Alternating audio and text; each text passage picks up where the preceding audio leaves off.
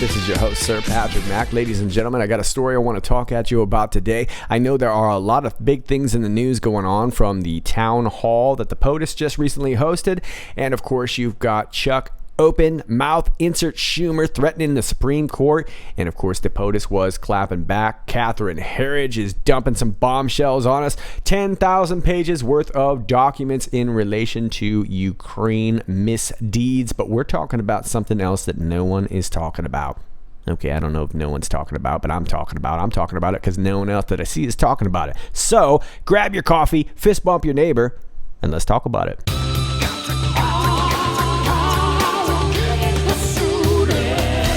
So before we begin today's story, I want to take you back to a couple of older videos that might give some of the new viewers some precursory knowledge as to why we are looking into this story, because today's story checks off a lot of the boxes that we see in these videos I'm going to show you, but also because we have such a fast moving timeline in regards to all this new news that we're constantly being inundated with, that a lot of times we don't have time to really digest the stories that we've been told. Now I want to start you off here with this video entitled "What the Frick is Going On?" This is from July 17th, 2019. And at the beginning of the video, we are covering the recent Q post at the time. But past that, I go into a story about the Frick Center, which is an art institute, and it is right across the street from one of Jeffrey Epstein's former apartments. And there's some relevance there. So this involves Jeffrey Epstein, his island, the Frick Center, the art trade, the Vanderbilt family, and of course, the nearby New York landscape, which is also really, really relevant. Human trafficking, child psychology, all these different kinds of non-profit organizations, the modeling and fashion industry, and of course the art trade, which all seems to have relations to human trafficking. And that's why this story is very, very important. So please check that out if you have not. And I actually do a follow-up video, which you can see right here from the 22nd, entitled Child Mind. And this is in regards to an institute that was nearby Ghislaine Maxwell's apartment, also in the same kind of area. So it basically just kind of piggybacks onto the previous story, What the Frick. So if you have not checked these stories out, please do, because you're going to find a lot of relevant information in those videos, as you will in the video we're checking out today. So today's story, we are actually talking about a story from the other day. This was reported on February 20th, 2020. This is from the New York Daily News. Woman who died after car fell off ferry found embracing. Two women who died Tuesday after their car rolled off of a ferry and sank in Florida were found embracing in the car when it was recovered, according to a report. According to witnesses who spoke to the Miami Herald, the freak accident occurred when Emma Afra, 63, forgot to put her Mercedes in park and hit the accelerator by mistake after the car started rolling on the Fisher Island ferry shortly after departure from Fisher Island. The car went through a light barrier and plunged into the government-cut shipping channel near Miami. Hours later, divers found the car upside down, 52 feet below the surface. Afra and her passenger, longtime friend Vivian Brahms, 75, were found embracing in the car's back seat. Now, this video here is from CBS This Morning, and I'll get hit with copyright because part of it is from Inside Edition. But it's kind of interesting because it seems very, this person had the car on, evidently, while the ferry was rolling. And they're talking about, they actually interview a guy who was on the ferry, not at the same time, but who takes the ferry, and how he talks about how they almost always put blocks on his car. So it was a very strange story. The ferry ride is generally between 8 and 12 minutes and covers a distance of 2 miles. Workers on the ferry place chocks under their car's tires after they drive aboard. Investigators believe that Afra's car, the first car aboard, accelerated over the chocks and through netting that served as a visual barrier to indicate the edge of the boat. Other ferries that I've seen have large steel barriers which also form the ramp. Maritime lawyer John Hickey told the Miami Herald the netting on the Fisher Island ferry is pretty insufficient. It's pretty flimsy. It's not going to hold anything back. So right off the bat, a couple of red flags for me, but before we address those, let me move you over here to Vanity Fair. More details emerge about the mysterious Florida socialite deaths. On Tuesday, socialites Emma Afra, 63, and Vivian Brahms, 75, died in an apparent freak accident in which Afra's Mercedes rolled off a ferry during the short ride from the exclusive Fisher Island, known for being the country's richest zip code, to Miami Beach. And now investigators have a working theory as to what went wrong on the typically safe ferry ride, which lasts about 10 minutes. Keep in mind, the previous article said it was about a 2-mile trip. That lasts about 8 to 10 minutes. Sources close to the investigation told the Miami Herald that they believe Afra forgot to put her Mercedes in park and hit the gas pedal by mistake when the vehicle started rolling. Okay, let me just stop right there. First of all, I'm not really sure why her car was on.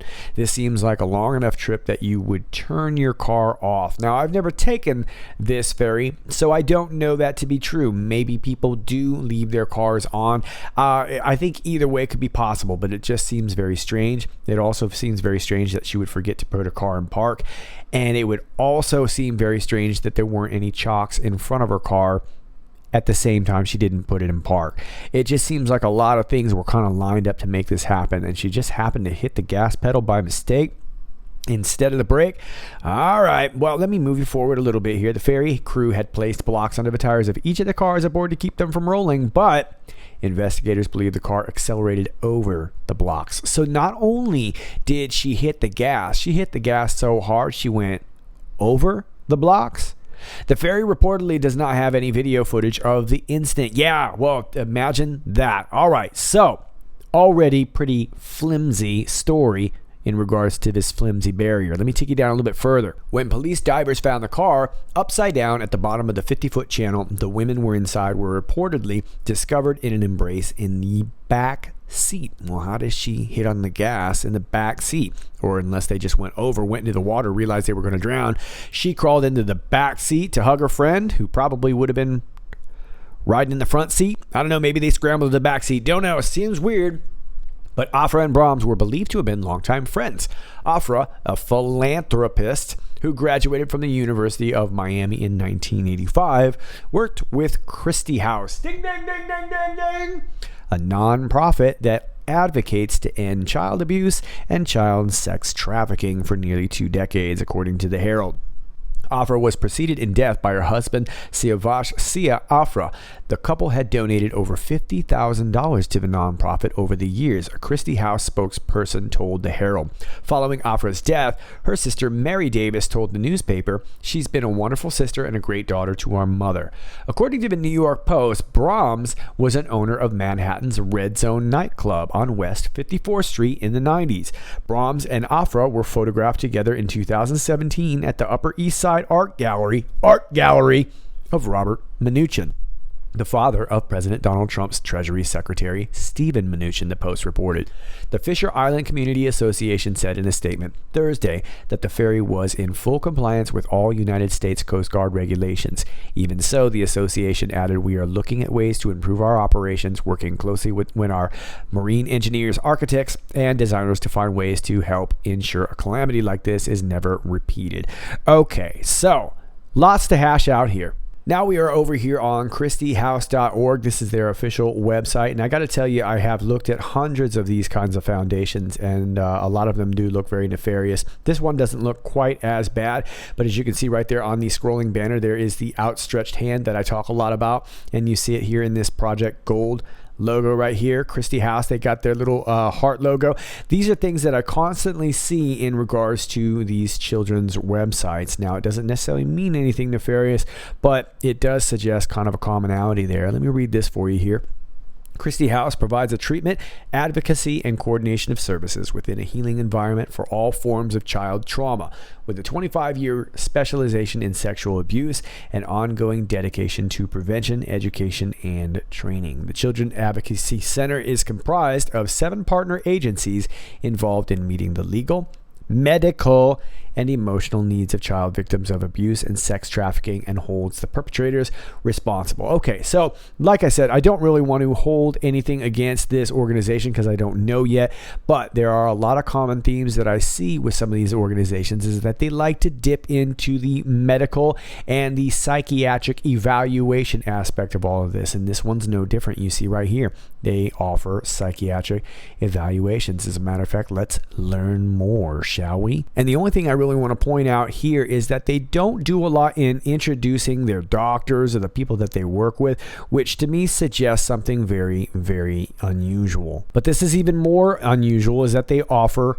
immigration trauma.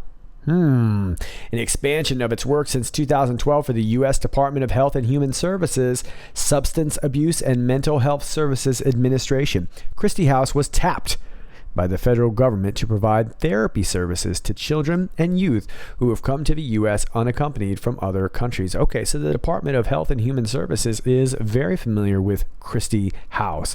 All right, many of these youth are in residence at shelters in South Florida, while efforts are made to place them with relatives in the U.S. Well, keep in mind, this is Miami-Dade County, and this, of course, is an area that is rife with human trafficking. So this is very, very suspect, in my opinion. Here are some of the bullet points here. Free evidence-based trauma therapy, comprehensive trauma assessment completed at intake, including standardized assessments, utilizing culturally modified trauma-focused cognitive behavioral therapy, developed for use with various cultures. Okay. Now, lastly, let me leave you with this silver lining gala, which is what they were actually talking about in some of these news stories.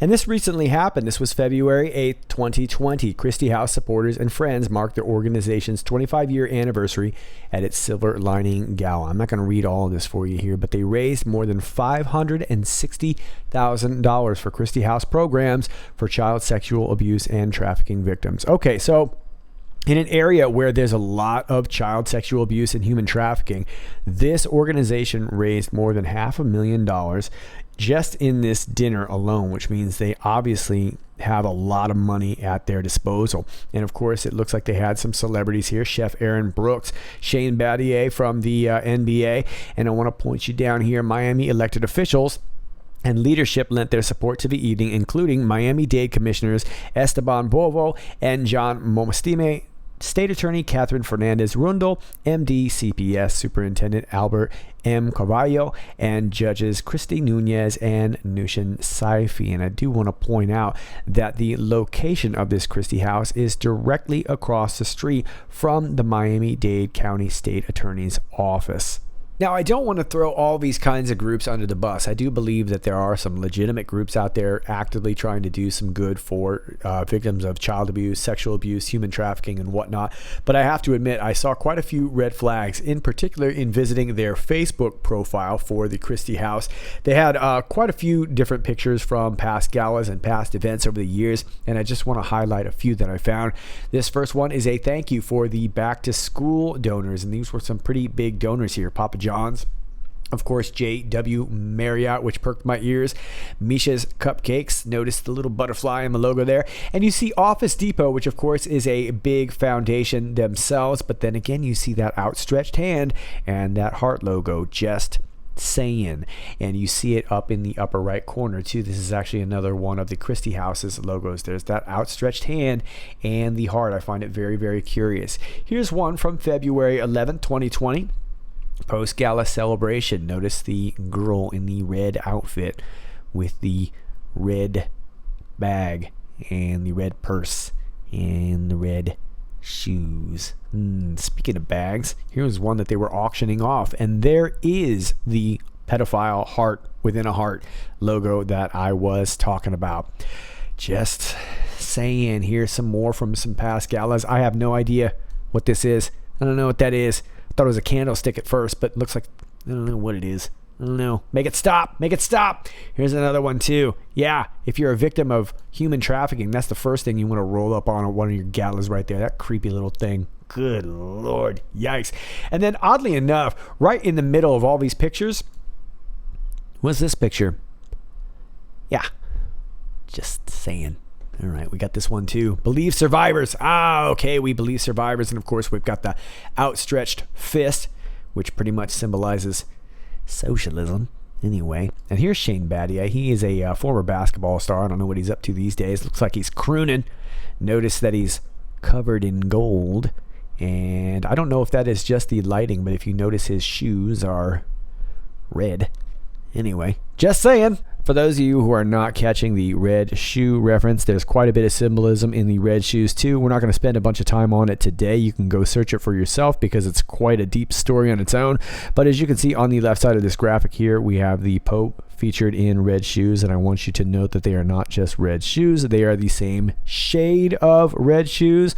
On the bottom right, there is a picture of one of Tony Podesta's birthday parties, and they are all wearing, yes, again, the same red shoes, but the same shade of red shoes. Don't go around thinking that every pair of red shoes is the same, but there's something very significant to that. And this guy right here has also been featured in a Q post walking down the street in China. I'll let you go look into that too because he's not featured in today's video. But in the upper right corner here, you see that same picture, and then of course you can see some of the creepy artwork that was featured in Tony Podesta's collection. As you notice, all those kids are wearing the same shade red shoes, so there's something to it. And why my whole point in the same shade is that it probably comes from a very similar source, if you know what I mean. And of course those kids appear to be sitting on the side of a pool that looks a lot like the Vanderbilt mansion pool. There's quite a few different pools that look like that. Doesn't necessarily mean it's the same thing, but there's a lot of nefarious things that are implied in these art showings and these pictures, these graphics, the red shoes, human trafficking, child torture, things that I can't really mention on this channel without getting blocked and banned, but I think you get the idea if you go do your own search. Okay, so here we have this really strange story occurring in, once again, southern Florida, where we know a ton of human trafficking occurs, and we've shown over the years all the relationships between the shipping companies and their relationship to human trafficking, particular in Florida, I guess, with routes like Haiti and the Dominican Republic coming through ports like that. This is a really, really big problem. We've also shown how adoption agencies are related to all of this, and of course nonprofits that claim to take care of these people oftentimes are the very ones that are propagating these things. Now, I'm not saying that's the case with this Christie house, but once again, we're seeing the same red flags and yet another very strange death in which this lady just zooms off the chocks right into the water, jumps in the back seat, and cuddles with her buddy. Her buddy happened to own a nightclub called the Red Zone, and of course, this Emma Afra, wealthy socialite living in the most expensive zip code in the United States, just happens to have a foundation that deals with human trafficking. Okay, so she was also married to a socialite, like I said, Shavash Afra, and he ran a business called Primo Trading, seems to be dealing primarily in electronics. But here is an interesting picture here. This is actually from Patrick McMullen's website. I want to make sure, it looks like he's charging for this one. I'll make sure I give him some credit here. But this is a very interesting piece. Once again, they're at a art gallery, and there they are in front of some, what looks to be some communist propaganda right there. Or maybe it's anti-communist propaganda. Don't really know. But anyway, what's really disturbing is that, I don't know what that is. That little, is it a boy? Skinny boy, looks like they haven't eaten, with the blood red hands covering its face. That doesn't look cheery at all, and yet those people look cheery. I'm just saying. Anyway, Shavash passed away a few years before, but they don't really have much to say about him either. However, they are at a ton of socialite gatherings. That is mostly what you can find if you look online. Now, I want to talk a little bit about this exclusive Fisher Island, and I'm over here at kids.kiddle.com. And that's not creepy kids, that's just like Wikipedia for kids. Fisher Island is a census designated place of metropolitan Miami, Florida, located on a barrier island of the same name. As of the 2010 census, Fisher Island had the highest per capita income of any place in the United States. The CDP had only 226 households and a total population of 132 persons. Named for an auto parts pioneer and beach real estate developer Carl G. Fisher, who once owned it, Fisher Island is 3 miles offshore of mainland South Florida.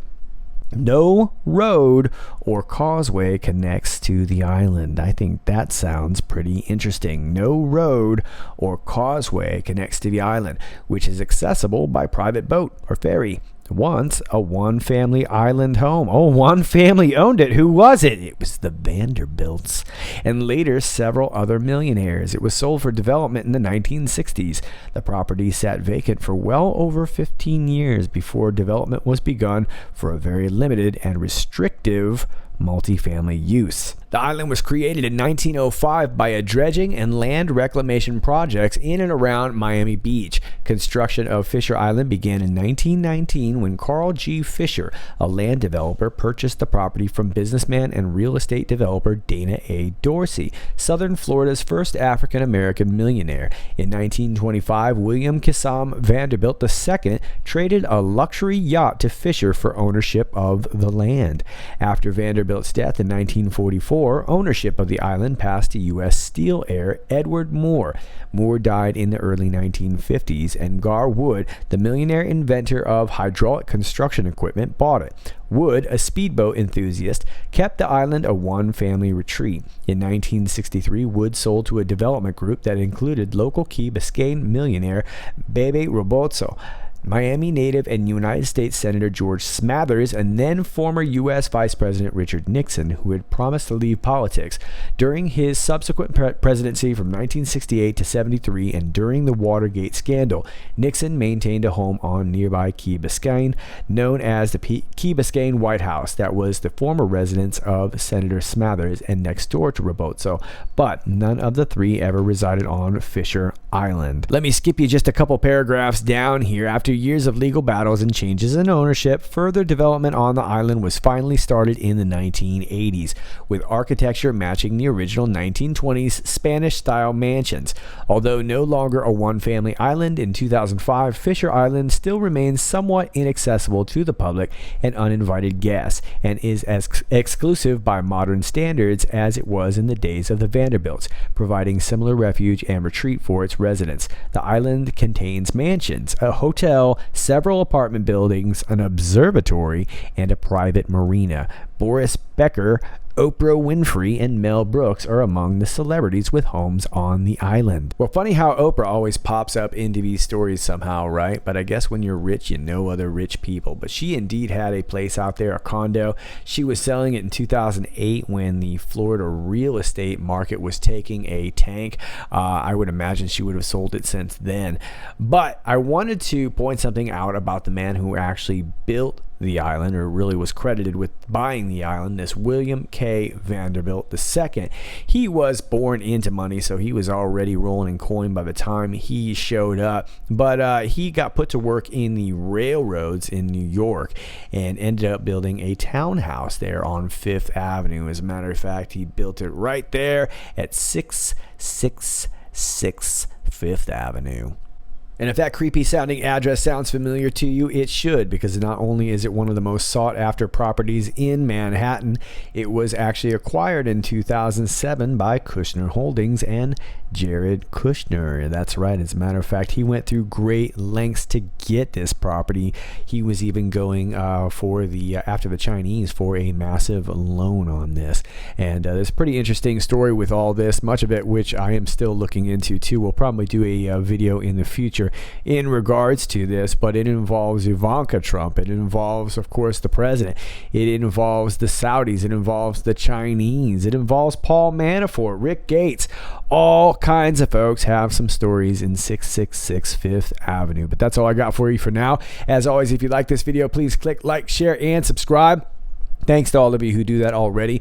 If you are on YouTube, my alternate links are down below in the video description. You can check those out. Please subscribe to one of those just in case I go down on the YouTubes. If you got information for me, please email me down below. And I got a P.O. box down there if you want to send something old school. And if you'd like to support the channel, my Patreon link is down below too. It's all down below in the video description. This is Sir Patrick Mack, and until next time, stay funky.